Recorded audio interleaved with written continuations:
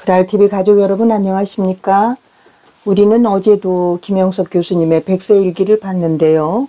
오늘도 이어서 몇 꼭지를 보려고 합니다. 단숨에 이 책을 다 읽을 수는 없으니까 한 두세 꼭지씩 나누어서 읽을 건데요.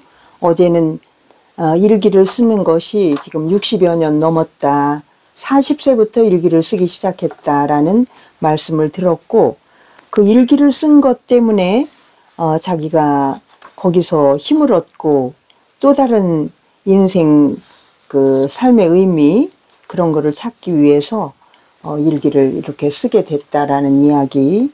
그래서 일기를 쓰면 좀 더 새로운 내일을 기대하게 된다라고 또 일기는 나를 사랑하는 하나의 가장 좋은 방법이더라. 이렇게 고백을 하시는 얘기를 어제 들었고요. 오늘은 이제 우리 김영석 교수님의 이제 삶을 조금씩 엿보기 시작합니다. 아침 6시 반에 토스트 반 조각을 드시고 아침 조반을 그렇게 해서 일찍 일어나서 하루 일과를 시작하는 것과 60에 수영을 시작했다라는 이 대목부터 읽어보기로 하겠습니다. 60세를 앞두면서부터는 건강을 위한 한 가지 운동은 필수라고 느끼기 시작했다. 내 경우는 등산이 좋을 것이라고 생각했으나 긴 시간을 잡아야 하기 때문에 단념했다. 워낙 바쁘게 사시니까요. 정구를 시도했으나 테니스, 장소와 시간뿐 아니라 짝이 있어야 해서 혼자 칠 수 없으니까 이제 중단했다는 거죠. 혼자서 할 수 있고 시간의 구속을 받지 않는 운동을 찾다가 수영을 만났다. 50대 후반부터 시작했으니까 40년 가까이 계속한 셈이다. 남산에 있는 체육관으로 갔다. 언제나 자유로이 이용할 수 있었기 때문에 40년 가까운 세월을 거의 빼놓지 않고 수영을 즐겼다. 건강을 지키시는 비법이 되겠네요. 물속에 들어가 있는 시간은 30분 안팎이다. 그리고 무릎 관절을 위한 다리 운동도 하는 게 보통이다. 외국에 여행을 갈 때도 수영장이 있는 호텔을 정했다. 수영은 누적된 피곤을 풀어줄 뿐만 아니라 새로운 정신적 작업을 할 의욕이 솟아나게 한다. 그러는 동안에 90살이 됐다. 남산은 집에서 거리도 멀고 자동차와 운전기사도 떠나게 되면서 수영장을 옮기기로 했다. 그런데 90이 넘으니 어디에서도 회원으로 받아주지 않았다. 내 아들이 이곳저곳을 알아보다가 서대문구청에서 운영하는 문화회관을 소개받았다. 마침 늙은이들을 위한 효도 수영이 마련돼 일주일에 3번은 정해진 시간에 이용을 할 수가 있었다. 구민증을 보여주고, 구민증은 구민이 우리로 말하면 주민등록증이겠죠. 구민증을 보여주고 신청서를 작성했다. 여직원이 73세를 왜 93세로 적었느냐며 73세로 정정하여 회원카드를 만들어줬다. 90세가 넘은 사람은 회원 자격이 없을 테니 내 얼굴을 보면서 73세쯤으로 여겼던 모양이다. 93세라는 사실이 알려지면 쫓겨날지도 모른다고 생각하며 나는 속으로 걱정했다. 알아보는 사람이 있을까봐 숨어 다니다시피 수영장에 다니는 동안 또 4, 5년이 지났다. 이제는 마음 편히 다니고 있는데 내가 누군지 알려지기 시작했고 나이도 숨길 수 없게 되었다. 고려대학교 철학과 출신 부부가 체육관에 나오면서 들통이 난 모양이었다. 그러나 지금도 일주일에 사흘씩 오후에 수영을 하며 혜택을 받고 있다. 직원들은 알면서도 묵인해 주는 것 같다. 100세가 다 된 노인이 불쌍해서 모르는 체 하는 건 아닌지 궁금하다. 나는 후배들이나 아는 사람들에게 60대가 되면 건강을 위해 적당한 운동을 하라고 권고한다. 운동을 한 사람과 하지 않은 사람은 80대쯤 되면 확연히 다르다. 나는 중학생 때 자전거로 통학한 것이 도움이 되었다고 믿는다. 오늘의 도시인들은 자동차를 많이 이용하기 때문에 다리 운동이 부족하여 관절 질환이 먼저 찾아온다. 수영은 물속에서 다리 운동을 겸할 수 있어서 전신 운동도 되고 하반신과 다리 관절에 도움이 된다고 믿는다. 1년이 더 지나 100세가 되면 나도 지팡이를 짚고 나서야 하나 하는 걱정을 가끔 한다. 아직은 괜찮다. 수영의 혜택을 감사히 생각한다. 조금 더 하고 싶을 때 그만두는 것이 오래 즐겁게 운동을 계속하는 비결이다. 나는 이를 사랑하는 사람이 건강하다고 생각한다. 게으르거나 이를 외면하는 사람은 건강하지 못하며 인생의 가치도 상실하게 된다. 이를 사랑한다는 것은 사회에 기여한다는 뜻이다. 운동이 건강을 위해 필요하듯이 건강은 이를 위한 전제 조건이 되기 때문이다. 이렇게 일과 건강은 서로 상호 보완적인 역할을 하고 있네요. 그 다음에 또순이를 떠나보내다. 언제나 잠들기 전에 일기를 쓴다. 재작년과 작년의 일기를 읽은 후에 오늘의 기록을 남기고 난다. 그러니까 이 습관도 참 독특한 습관이에요. 오늘이 예를 들어서 12월 19일이다 그러면 작년에 12월 19일, 재작년에 12월 19일에 일기를 읽고 오늘 일기를 쓰신다는 거잖아요. 그러면서 1, 2년 전에 나의 그 모습과 오늘의 모습을 비교 분석해 본다는 거잖아요. 자, 그래서 언제나 잠들기 전에 일기를 쓰는데 작년과 재작년에 오늘의 기록을 읽어보고서 오늘 일기를 또 쓴다는 거잖아요. 2년 전 오늘은 또순이가 죽은 날이다. 강아지 또순이는 그 뿌리가 프랑스다. 어쩌다가 그 선조가 미국으로 이민을 갔고 미국에서 태어난 또순이가 우리 집으로 온 것이다. 그때 나는 노모와 병중의 아내를 보내고 혼자 있었다. 미국에 사는 셋째 딸이 내 외로움을 덜어주기 위해 그 또순이 강아지를 데리고 온 거죠.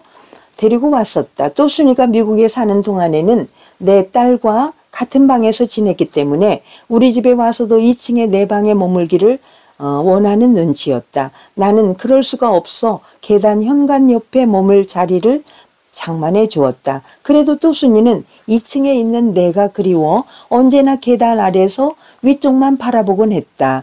내 딸의 설명에 의하면 또순이는 비숑 종류 강아지인데 이 녀석들이 세상에서 주인을 가장 좋아하고 잘 따른다고 한다. 다 자란 후에도 중간 정도의 고양이 체중밖에 되지 못하는 귀염둥이다. 내가 또순이와 함께하는 시간은 뒷산을 산책할 때와 앞들 잔디밭에서 놀아주는 동안이다. 또순이는 그때가 가장 행복한 시간이다. 뒷산을 걸을 때는 뒤따라오는 나를 수십 번씩 쳐다본다. 잔디 위에서는 내 환심을 사려고 가진 아양을 부린다. 그러다가 품에 안아주면 내 눈을 쳐다보다가는 반쯤 눈을 감는다. 그 표정이 나보다 더 행복한 삶은 없다는 듯 싶었다. 나도 아내 다음으로 네가 나를 가장 좋아하지 라고 중얼거리곤 했다. 10여 년이 지나는 동안에 또순이가 나보다 더 빨리 늙기 시작했다. 2년 전쯤부터는 노화 현상이 뚜렷했다. 나를 즐겁게 해주기 위해 잔디 위를 뛰어 돌다가도 힘들어서 안 되겠다는 듯이 내 얼굴을 쳐다보곤 했다. 나도 나보다 네가 또 더 빨리 늙어서 어떻게 하지? 하며 안아주곤 했다. 지방에서 손님이 왔다. 우리는 습관대로 또순이와 같이 손님 차로 드라이브를 했다. 내 품에 안겨서 내 얼굴과 창밖을 번갈아 내다보곤 했다. 산책길에서는 즐거워 이리저리 뛰어다니며 날 보고 또 보곤 했다. 그것이 또순이의 마지막 행복이었다. 이틀 후에 또순이는 모두가 잠든 밤 계단 밑 2층에 보이는 자리에 누워 잠들어 있었다. 그렇게 또순이는 내 곁을 떠났다. 나는 또순이와 같이 거닐던 산길을 걷고 있었다. 또순이가 보고 싶었던 것 같다. 앞을 바라보았더니 또순이가 벚나무 밑에서 나를 기다리고 있었다. 나는 너 여기 있었니? 하면서 뛰어갔다. 두 팔을 벌렸다. 또순이가 뛰어와 안기지를 못했다. 내가 끌어안아 주었다. 내가 보고 싶었지? 왜 서서 기다리기만 했어? 하면서 살펴보았다. 또순이는 생전과 같이 내 얼굴을 보면서 눈을 감았다. 주인님 품 안이어서 편하네요 라는 듯이. 꿈이었다. 나는 생각했다. 나도 사모해온 분의 품 안에서 편안히 잠들 수 있어야 할 텐데 라고 이렇게 재작년 2년 전에 이 세상을 떠난 강아지 또순이를 또 이렇게 그 2년 전에 일기를 보면서 다시 그리움을 이렇게 썼네요. 그 다음에 한 편을 더 읽어보면 작년에 165회 강연을 했다. 여러분 1년 동안에 165회 강연을 하러 가신 거예요. 그러면 365일 중에 글쎄 3분의 1보다도 반절 정도를 강연을 하셨네요. 참. 2017년에는 다 합해서 165회의 강연을 했다. 이틀에 한 번꼴이다. 시간이 허락하면 거의 다 간다. 선약이 있더라도 꼭 도와주고 싶을 땐 날짜나 시간을 바꿔서 한다. 사례비와는 관계가 없다. 내가 필요하다면 먼 길도 밤길도 마다하지 않는 편이다. 아침보다는 저녁 강연이 많고 대체로 70분 길이다. 청중이 가장 많이 모였을 때는 주최 측 추산으로 약 3,000명이었을 때, 그리고 적을 때는 3, 40명이 되기도 한다. 나는 청중이 200명 정도일 때 보람을 느끼는 것 같다. 사회적 영향을 고려했을 경우 그렇다. 1950년대에서 70년대에는 숭실대학교 안병욱 교수, 고려대학교 조동필 교수와 내가 강연계의 삼총사로 불리기도 했다. 기업체를 위한 강연회가 많던 시절이다. 셋이서 제주도에 갔을 때 조동필 교수가 말했다. 여러분 멀리 제주도까지 와서 강연하는 것이 얼마나 힘든 일인지 모르실 겁니다. 나는 괜찮아요. 20만 원도 감사하지요. 그런데 같이 오신 김 교수님은 그렇게 대접하면 안 되지요. 최소한 50만 원은 드려야 합니다. 해서 모두가 웃었다. 강연회를 마치고 돌아가는 비행기 안에서 그가 덧붙였다. 저녁값은 김 교수가 내야 합니다. 생각해보면 그 옛날이 그리워지기도 한다. 그런 농담을 하면서도 우리는 진심으로 한국의 산업화를 돕고 싶었다. 90세가 되었을 때 안병욱 교수가 한 말이 생각났다. 그때 우리는 맹물 강연을 했지요. 그 다음부터는 모든 기업체가 콜라 강사나 사이다 강사를 초청하지. 우리 같은 생수는 필요가 없어졌나 봐요. 기업과 사회, 경제의 필수적인 윤리의식이 사라지고 있다는 안타까움, 그리고 노사 갈등 같은 데서 보여주는 애국심 상실을 걱정하고 있었던 것이다. 요즘 내겐 50대 이후의 사회 지도층이나 70대 전후 장노년층을 위한 강연 요청이 많아지고 있다. 큰 교회에서는 노년층을 위한 모임에 자주 나가게 된다. 옛날 제자들은 얼마나 늙었나 보자 하는 호기심을 갖고 오는 것 같기도 하다. 100년을 살아보니 라는 책 때문인지도 모르겠다. 강연 주제는 대부분 인간다운 삶은 무엇인가? 다. 그분들에게 90이 될 때까지는 공부하고 일하면서 활기 있게 살아보자고 호소하곤 한다. 그것이 인생을 사는 의무이기 때문이다. 그런데 여러 곳을 다녀봐도 청중에 90세 이상은 없다.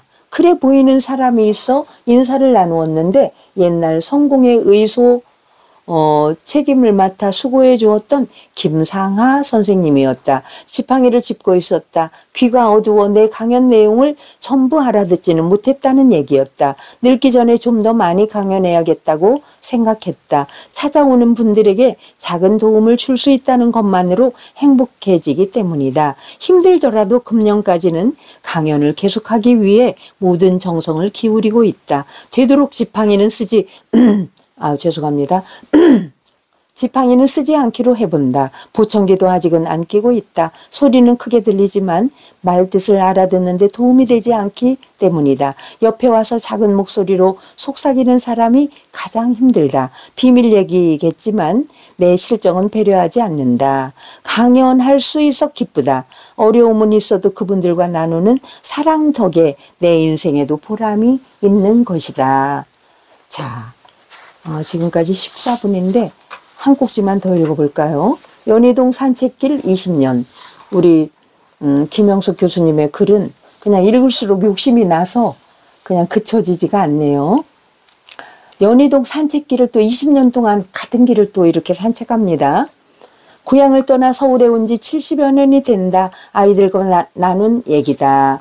태국서 이민 온 사람이 태국 태씨가 되고 처음 정착한 고장의 이름을 따 영등포 김씨로 후적에 등록한 사람들이 있다면 우리는 서대문 김씨가 맞겠다면서 웃었다. 4대가 서대문에서 시작해서 서울과 미국, 독일 등으로 흩어졌으니까 그런 생각을 할 만도 하다. 나는 더욱 그렇다. 봉원사 아래 동네에서 40여 년을 살다가 연희동으로 와서도 20여 년을 보낸다. 여러분, 한 곳에서 이렇게 수십 년을 사는 것도 저는 참 아름답다고 생각하거든요. 이분도 우리 김영석 교수님도 40년을 한 자리에서 사셨네요. 고향이 되는 거죠, 거기가. 여기서 생애를 마치게 될 것 같다. 연희동을 거처로 선택한 데는 두 가지 뜻이 있다. 집 뒤 야산이 산책로가 되고 언덕 위여서 하늘이 많이 보였다. 안산과 여의도까지의 전망이 탐나기도 했다. 안산 줄기에서 뻗어나온 우리 집 뒷산은 이름이 없다. 그래도 지금은 50분 정도 산책할 수 있는 숲길이 되었다. 처음에는 오솔길 전체에 4분의 1쯤 걸었다. 길이 좁고 숲이 우거져 있었다. 한두 해 뒤부터는 산책길이 길어지기 시작했다. 내가 개척했기 때문이다. 내가 산책길의 주인공이 된 셈이다. 그 뒤에는 구청에서 길을 넓히고 철책을 만들었다. 남쪽 마을에는 작은 운동장도 생기고 어린이 놀이터도 장만하게 되었다. 층층 계단도 여러 곳에 만들어졌는가 하면 나무 의자도 놓이면서 제법 공원다운 모습으로 변한 셈이다. 지나다니는 사람들도 있고 산책하는 주민들도 다양해졌다. 나는 20여 년을 다녔으니까 그 변화의 모습을 지켜보는 산지기 같이 되었다. 일본 사람, 중국 사람, 미국 사람들도 2, 3년씩 있다가는 가곤 한다. 중국인 학교가 있고 연세대학교와 외국인 학교가 있기 때문이다. 몇몇은 우리 집에서 분양해준 강아지를 데리고 본국으로 가기도 했다. 그러는 동안에 나는 이 산을 누구보다도 사랑하게 되었다. 산과 자연은 사랑하는 사람이 가지게 되는 법이다. 참 좋은 말씀입니다. 산과 자연은 사랑하는 사람이 가지게 되는 법이다. 관심 없는 사람에게는 아무 소용이 없는 거죠. 정신적 생산에도 산책길에서도 큰 도움을 얻었다. 산책길에서의 생각은 10여 권의 저서가 되었고, 수많은 강연 내용도 그곳에서 정리했다. 그 정신적 혜택을 독자와 청중에게 나누어주는 행운을 차지해 왔다. 신문에서 오늘은 날씨도 풀리고 미세먼지도 보통이라고 해서 눈이 깔린 산길을 조심스럽게 다녀왔다. 이 산과 자연이 나에게 사계절을 알려주면서 자연애를 깨닫게 했다. 길에서 만나는 사람들과 정어린 인사도 나눈다. 나를 알거나 제자였던 사람들은 선생님, 저희는 이 길을 철학자의 길이라고 부릅니다. 선생님의 철학이 깔려있는 길 같아서요. 라고 인사한다. 내 나이 100세, 감회가 가슴에서 피어오른다. 겨울이 지나가면 아침과 저녁에 또 산책을 하게 될 것이다. 산과 자연은 태양이 떠오를 때와 서산으로 넘어갈 때 가장 아름답다. 인생도 그런 것 같다. 20대 후반에 탈북해 서울에 올 때는 어떤 희망의 약속이 있었다. 100세에 내 삶의 석양이 찾아들 때가 왔다. 아침보다 더 장엄한 빛을 발하는 태양을 바라보고 싶은 마음이다. 여러분, 오늘은 여기까지 읽겠는데요. 참 우리 선생님이 지금 60에 수영을 시작했다는 말씀과 그리고 또 2년 전에 떠나보낸 또순이를 꿈에서 만나는 이야기와 그리고 이제 2017년 지금부터 벌써 7년 전이죠. 1년에 165회를 강연을 했다는 말씀과 연희동 산책길 20년을 한결같이 매일마다 거기를 산책을 하고 있어서 동네 사람들은 철학자의 산책길이라고 이렇게 우리가 그런 철학자들의 길들을 우리가 많이 외국인들 에세이 같은 데 보면 많이 나오잖아요. 우리나라도 우리 김영석 교수 같은 분이 아직 우리 곁에 계시다는 것이 우리들에게는 대단한 영광입니다. 오늘도 선생님을 뵙는 듯이 이 작품을 통해서 선생님의 그 100세 일기 하루도 빠짐없이 일기를 쓰시되 2년 전에 오늘 일기를 보고 또 1년 전에 오늘 일기를 보면서 자신의 오늘을 다시 한번 반성하고 또 깊이 생각해보는 이 노 철학자의 마음을 여기서 다 엿볼 수 있어서 얼마나 행복한지요. 여러분 일기 쓰셨습니까? 그랄TV 윤석희 여러분에게 일기 쓰자고 또 오늘 다시 한번 힘줘서 말씀드려 봅니다. 여러분 안녕, 파이팅!